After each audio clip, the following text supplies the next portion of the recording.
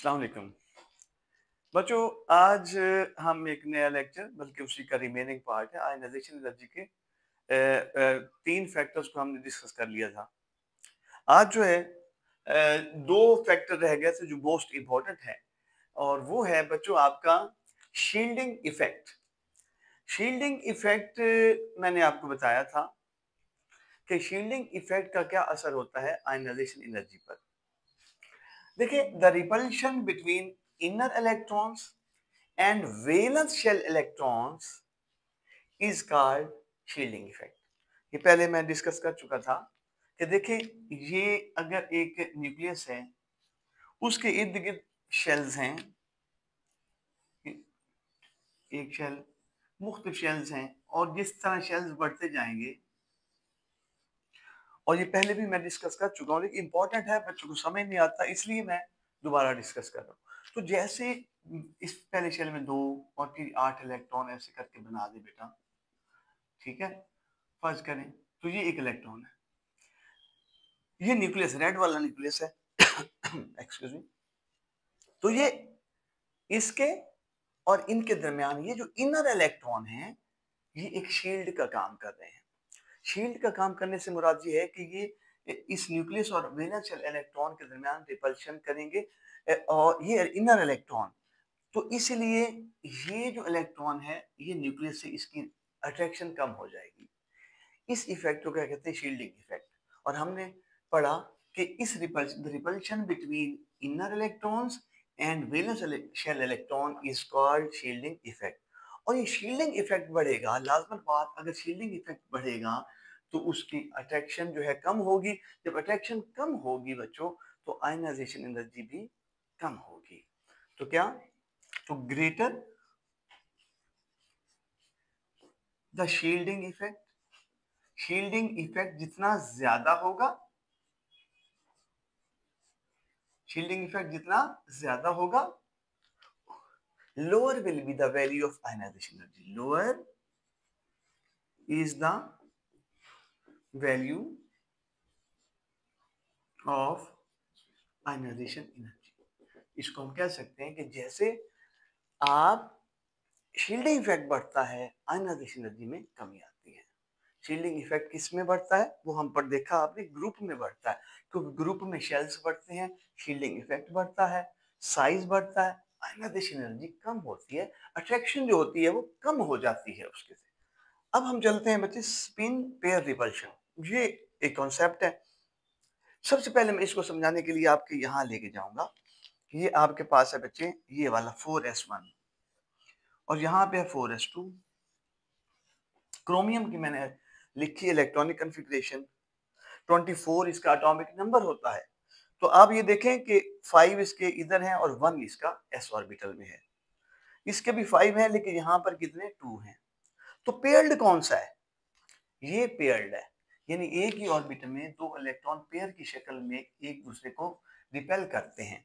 इसको क्या कहते हैं? Spin pair repulsion. जब अकेला है तो वो किसको रिपेल करेगा? किसी को नहीं करेगा। लेकिन एक ही ऑर्बिटल में अगर दो इलेक्ट्रॉन हैं तो वो रिपेल करते हैं, जिसकी वजह से वो लेस स्टेबल होता है। और जब लेस स्टेबल होगा तो उसकी आयनाइजेशन एनर्जी थोड़ी सी कम होगी। तो यही कहते हैं कि when electrons are paired in same orbital these show slightly lower ionisation energy as compare to unpaired electrons. तो देखिए, अब देखिए ये अनपेयर्ड, ये है तो इसकी ये लेस स्टेबल होगा इसलिए इसकी आयनाइजेशन एनर्जी कम होगी। ये अनपेयर्ड है, ये थोड़ा सा स्टेबल है इसलिए आयनाइजेशन एनर्जी किसकी? क्रोमियम की क्या होगी बच्चे? मोर स्टेबल है तो क्या होगी? इसकी आयनाइजेशन एनर्जी ज्यादा होगी, इसकी आयनाइजेशन एनर्जी कम होगी, क्योंकि यहाँ पर आखिरी ऑर्बिटल में पेयर बना है। तो यहाँ अनपेयर्ड है तो पेयर्ड में जो इलेक्ट्रॉन होते हैं वो अपोजिट स्पिन से रोटेट करते हैं, क्लॉकवाइज एक एंटी क्लॉकवाइज, और ये जो है रिपल्शन करते हैं, जिसकी वजह से इसकी मैंगनीज जो है इसका जो है आयनाइजेशन एनर्जी ये लेस स्टेबल है और इसलिए आयनाइजेशन एनर्जी भी लेस होगी। ये मोर स्टेबल है इसलिए आयनाइजेशन एनर्जी भी इसकी ज्यादा होगी। तो ये 5 फैक्टर्स थे जिसके ऊपर आयनाइजेशन एनर्जी जो है वो डिपेंड करती है। अब हम चलते हैं इसका जो इसको कंप्लीट करते हैं। Periodic trends in ionisation energy, ionisation energy के पीरियोडिक ट्रेंड्स। तो आप ये देखेंगे बेटा, periodic trends in ionisation energy कि आपने पढ़ा, मैंने आपको एक चीज बताई थी कि जैसे जैसे आयनाइजेशन एनर्जी, साइज और बाकी जितनी एनर्जीज हम इस चैप्टर के अंदर पढ़ेंगे, आयनाइजेशन एनर्जी, इलेक्ट्रॉन एफिनिटी, इसके अलावा इलेक्ट्रोनेगेटिविटी, हाइड्रेशन एनर्जी नहीं, तो ये सब का ट्रेंड आपने साइज के ट्रेंड के अपोजिट कर देना है। तो साइज आपने बताया था कि साइज जो होता है, आपने पढ़ चुके हैं कि साइज तो टॉप टू बॉटम क्या होता है, साइज जो होता है टॉप टू बॉटम क्या होता है, बढ़ता है। Top to bottom size increase करता है, ठीक है। और लेफ्ट टू राइट, जब आप चलेंगे लेफ्ट टू राइट, ये साइज क्या होता है, रेडियस जो होता है, ये क्या होता है मेरे बच्चे, डिक्रीज होता है। अगर आप ये ट्रेंड ज़हन में रख लें तो आप सारा कुछ इसी को बयान कर सकते हैं कि जितनी एनर्जीज हैं, अब आयनाइजेशन एनर्जी की बात करेंगे तो वो क्या करेगी, लेफ्ट टू राइट क्या होगी, लेफ्ट टू राइट वो क्या करेगी, साइज के उल्ट करना है तो इंक्रीज करेगी। साइज को ज़हन में आपने रख लिया, और ये टॉप टू बॉटम साइज बढ़ता है, मैंने एक्सप्लेन किया, मैंने आपको बताया कि साइज बढ़ता है, क्यों बढ़ता है, नंबर ऑफ शेल्स बढ़ते हैं, शील्डिंग इफेक्ट बढ़ता है, ये सारा पिछले टॉपिक में डिस्कस कर चुके हैं। तो साइज बढ़ता है, फिर अब हम इधर आएंगे आयनाइजेशन एनर्जी की तरफ, वो क्या करेगी, डिक्रीज करेगी।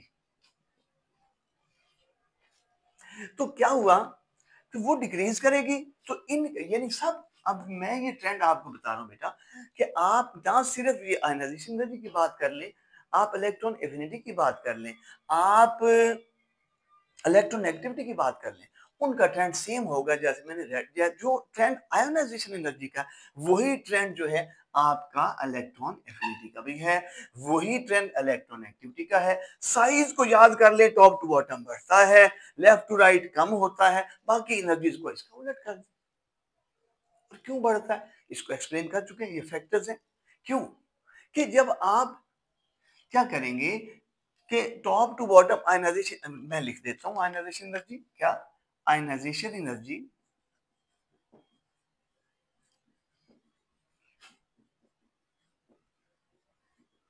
इंक्रीजेस, क्या कहेंगे, टॉप टू बॉटम पहले कर देते हैं, decreases in a group from top to bottom, from top to bottom.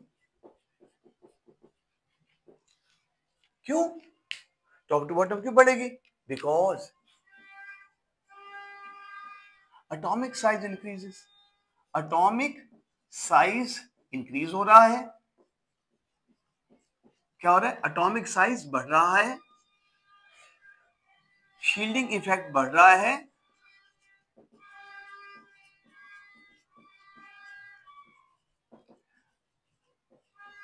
जिसकी वजह से क्या हो रहा है, आप कहेंगे attraction, attraction between nucleus and valence shell electron, attraction between nucleus and valence shell electron, valence shell electrons decreases, तो वो कम होगी, तो क्या हो जाएगा, so it becomes easy to remove electron as we move from top to bottom in a group। तो electron को निकालना आसान हो जाता है, इसमें फोकस बेटा इसलिए कम आपको, क्योंकि पहले लेक्चर में ये एक्सप्लेन कर चुका हूं कि भाई साइज क्यों कम होता है। साइज कम इसलिए होता है कि साइज बढ़ने से आयनाइजेशन एनर्जी कम होगी, साइज बढ़ने से आयनाइजेशन एनर्जी कम क्यों होगी कि शील्डिंग इफेक्ट, दरमियान में शील्डिंग इफेक्ट आ जाएगा, साइज बड़ा हो जाएगा, वो आखिरी इलेक्ट्रॉन दूर हो जाएगा। जब आखिरी इलेक्ट्रॉन दूर हो जाएगा, उसका निकालना आसान होगा, तो क्या लिख सकते हैं, it becomes easy to remove electron in a group. जब हम ग्रुप में जाते हैं तो क्या हो जाता है, इट बिकम्स, क्या मेरे बच्चे, इजी टू रिमूव इलेक्ट्रॉन, ठीक है, it become easy to remove electron as you move down the group। As we move down the group, तो इलेक्ट्रॉन को रिमूव करना उतना आसान हो जाता है। साइज के बढ़ने से अट्रैक्शन में कमी के बायस इलेक्ट्रॉन जो है रिमूव करना आसान हो जाता है। इसका मतलब ionisation energy top to bottom कम होती है। इसको सम अप करते हैं कि ionisation energy decreases in a group from top to bottom, ऊपर से नीचे आए तो आयनाइजेशन एनर्जी कम होती है। वजह क्या है? साइज बढ़ रहा है। वजह क्या है? शील्डिंग इफेक्ट बढ़ रहा है। साइज बड़ा होने से, शील्डिंग इफेक्ट बड़ा होने से आखिरी इलेक्ट्रॉन पे अट्रैक्शन न्यूक्लियस की कम होती है, तो हमारे इलेक्ट्रॉन को रिमूव करना इजी हो जाता है जैसे जैसे हम टॉप से बॉटम आते हैं। ग्रुप मैंने ऐसे बनाया, वैसे तो ग्रुप ऐसे लिखते हैं, लिथियम के नीचे सोडियम, सोडियम के नीचे पोटेशियम, लेकिन ट्रेंड मैंने ऐसे लिख दिया कि लिथियम की आयनाइजेशन एनर्जी क्या होगी? ज्यादा है। नीचे जा रहे हैं तो सोडियम की और कम है, पोटेशियम की और कम है, रुबिडियम की और कम है, सीजियम की और कम होगी। तो जैसे जैसे ग्रुप में ऊपर से नीचे आएंगे तो आयनाइजेशन एनर्जी क्या होगी बेटा? वो आपकी कम होगी। जबकि इन पीरियड, क्या मेरे बच्चे? इन पीरियड, अब इसका उल्ट लिखना है। इन पीरियड, पीरियड में क्या होता है बताएं? वही आयनाइजेशन एनर्जी, यहां डिक्रीजेस लिखा है, वहां लिखेंगे क्या? क्या मेरे बच्चे? आयनाइजेशन एनर्जी क्या बेटा? जहां डिक्रीज है तो increases in a period, increases in a period from left to right. जब लेफ्ट टू राइट आएंगे तो आयनाइजेशन एनर्जी क्या होगी? कम होगी।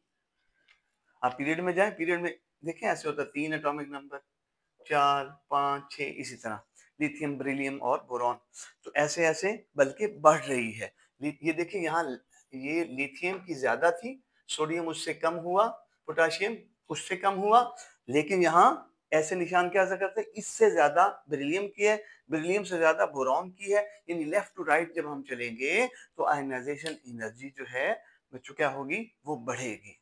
क्यों? एक ही बात है, एटॉमिक, यही एटॉमिक साइज डिक्रीजेस।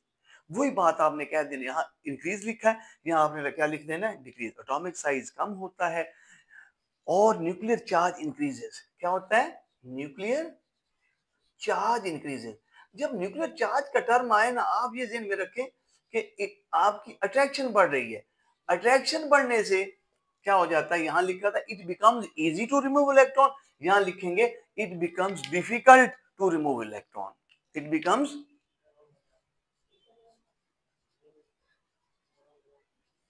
डिफिकल्ट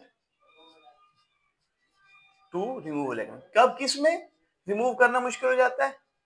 जैसे हम as we move from left to right in a period, क्योंकि उससे फिर क्या हो जाता है मेरे बच्चे कि इफेक्टिव न्यूक्लियर चार्ज बढ़ने से जैसे जैसे हम लेफ्ट टू राइट बढ़ते हैं न्यूक्लियर चार्ज बढ़ता है। साइज में मैंने डिस्कस किया था, इसीलिए यहाँ पर जो है इसको मुश्किल हो जाता है, इसलिए आयनाइजेशन एनर्जी पीरियड में बढ़ती है।